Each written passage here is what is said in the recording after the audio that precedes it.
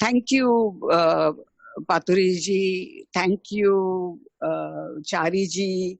And thanks to all the panelists who presented today and made this a very interesting session. All of us have been at home and been logging in from home. I would have loved if I could have uh, actually welcomed you on the location of the Chinmaya International Foundation at Adi Shankara Nilayam. And that would have been wonderful because that is the birth home of, maternal birth home of Adi Shankaracharya. That is the mother's home located in Veliyanad in Kerala. And it would have been wonderful to hold this session at this place. Though Shankaracharya ji, the way I first got, I'm a very Mumbai kind of a youth who had grown up initially in a traditional family which followed rituals, but then during the growing up years, the teenage years and college years, had moved away from everything ritualistic and even everything even to do with the Hindu Dharma. But it was through the grace of my guru, coming in contact with my guru in my early 20s, that I first started with the Bhagavad Gita and then learned through him of rituals. So though one does not expect Swami Chinmayananda to have taught rituals, I got introduced to rituals in an extremely beautiful setting in the open air in the ashram in the foothills of the Himalayas, to the rituals in such a beautiful explanation that the 3 hours of the puja of Vishnu Sahasranam was like a blissful, elevating experience. And from then onwards, the importance of anubhuti in a ritual, that aspect which people have spoken about, that aspect I connected with.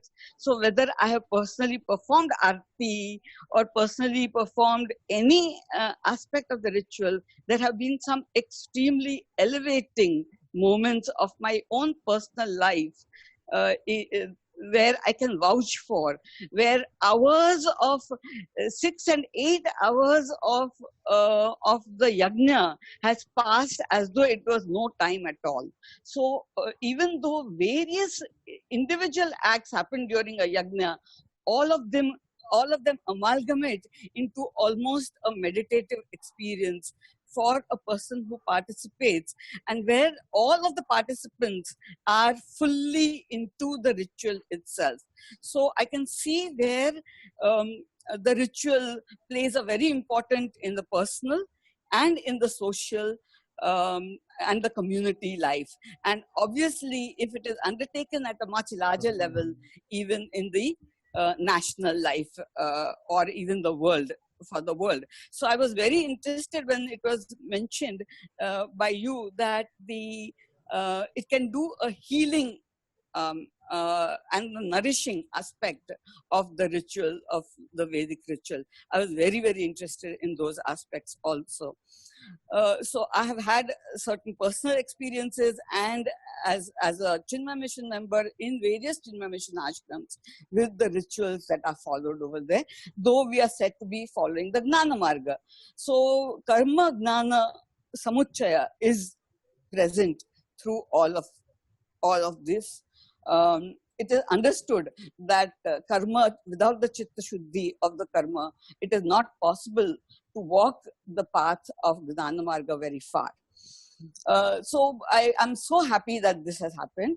What I understood of Adi Shankaracharya is that if Adi Shankaracharya had complete objection to rituals, he would never have been establishing so many temples and temple rituals, which follow the Vaidika and the Agama so completely.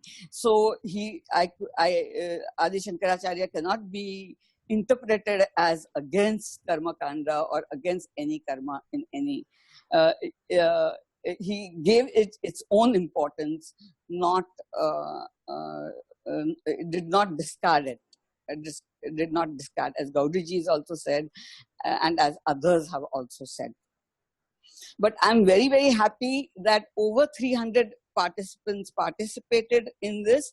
And I think all of the 300 participants who participated, all the speakers and panelists, I think you should put it in your mind, sankalpa, that at some time or the other you will definitely visit Adi Shankara Nilayam, Chinmaya International Foundation and Chinmaya Vishwavidyapeeth, and physically come there to experience, because nothing like personal anubhuti to understand the heights that one can attain by the closeness with the birthplace of Adi Shankaracharya. With that, I hand over to Pathureji to continue with the valedictory function. Thank you. Thank you, Arundhati ji.